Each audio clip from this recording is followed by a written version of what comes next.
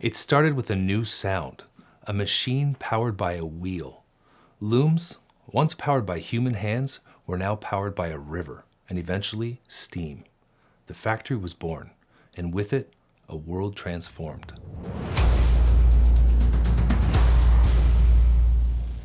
Once factories came on the scene, there was no going back. The genie had been let out of the bottle. Like smartphones, AI, nuclear power, machine guns, they were here and they were changing the way we were living. And we couldn't go back. We didn't want to go back. We'd become used to them. My name's Jerry Klompmaker, and I've been teaching history for 27 years. These books around you, they're not just for show. I've actually read many of them. And today, we're covering the topic of how factories started. And my name is Serge Velbovets. I'm an award-winning film director, and today we will try to imagine what our world would look like without factories. Once factories were created, the cottage industry started to wane.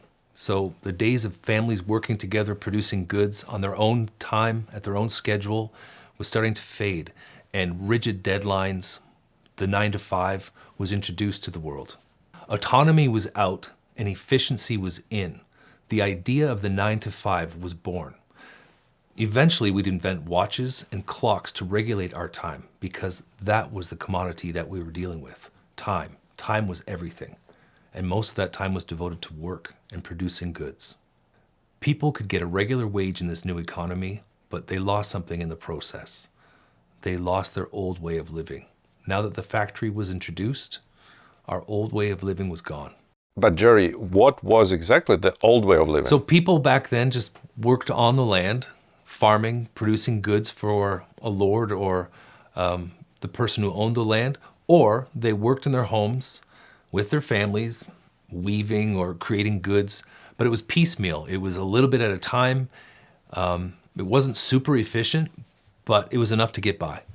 It doesn't feel like a bad world, actually. It was just a different way of thinking about the world. Like, the world that they lived in was just, they got by. They had free time. They produced goods. I mean, they weren't rich. They weren't like the kings, but they didn't expect to be.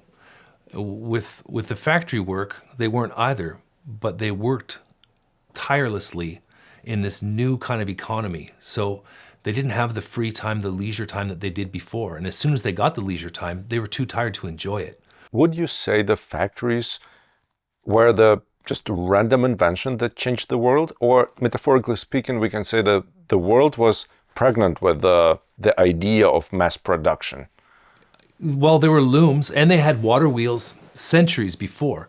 It's just that they kind of all came together. If you think about like Elon Musk or Jeffrey Bezos or Mark Zuckerberg, some of the big entrepreneurial leaders we have now, these guys took things that were already there, the internet, book selling, the internet and like yearbooks, and they mashed them together and created something new that hadn't been seen before. John Loam with his factory, he took a water wheel, he took the looms that they had in Italy, put a whole bunch of them together, and then in the process made something new. But I don't think he invented any of the factors of it or any of the parts of it. He just mashed them all together. What was good about what he did was he took these looms and he figured out how many do I need to have per floor? And how many people do I need to have working? And how much output do I have to have by the end of the week in order for this to work? So he had the logistics figured out. After him, when his patents ran out, other people were able to make that same kind of factory model using what he had learned. So he did the hard lifting. I think he was dead by 28. Not much of a life. And then his brother, Thomas, who took over after him, he was dead shortly after. So these guys, they hustled, they worked, they succeeded, and then they died. And then the rest of the world just copied that system that they sacrificed their life for. How it impacted the social order that we have in the society. So we create factories. By we, I mean John Loam creates the factory, and people are working there, and it recreates the way we live, because now people have to move close to the factory to live. So then they're living near each other, and they're creating these false communities. communities of workers. Whereas before, communities were different groups of people working together to create this community. Now you have a community, I want to say an artificial community created around a factory where everyone had the same kind of experience. So there's a sort of a monoculture growing up around these factories. Now you have other people supporting the factory. You have other jobs, blacksmiths and what have you. But it's a new way of living. It's a new order. It's a new type of city.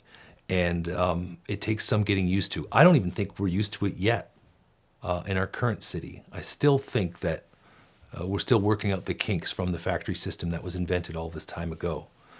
One quote from the time was that the factory allowed us to have an income, but we lost our soul. What do you mean by that, we lost our soul? Just, they didn't know why they were working. I mean, in the ancient world, work was, and the word worship were together. You worked as a way of an output of who you were. And now people, what they were doing was they were just making stuff for somebody. It wasn't connected to who they were, what their values were. They were just making stuff to make money for somebody, and they trickled down and got a little bit of that money. I mean, in farming, it could be drudgery at times, but at least you're producing crops and watching them grow, and you're looking at the rain, and you feel the air in your face. Here, these folks are in crowded factories. The air is bad. The noise is bad. They've got little kids. They've got old people working with them. It just doesn't feel right. It was off. Like work was not, there was no pleasure to it. But why then a lot of people, historically we know the fact they were moving from villages, from their landlords, to factories, to big cities, and probably that's how like crowded cities were formed. So why they did that? So it implies that the life in factories was like kind of superior or more promising. It was consistent wage, money. They didn't have to worry so much about how the crops were going to go. They didn't have to, it was like running a business. Not everyone wants to run a business. Some people just want to work for somebody, have a steady job, a steady wage. So a lot of people took that route. They moved to this new community. They worked in this factory because it was guaranteed income and they could afford food and raise their family. In the 20th century, when the second industrial revolution happened, people moved to Detroit, Toronto, Montreal, New York, and they worked in these factories, but the rate of nervous breakdowns was like 20, 30% because they were so stressed out about their job and there was so little satisfaction in it. So I think it's, once factories are invented, there's this trade-off between satisfaction in work and a guaranteed income.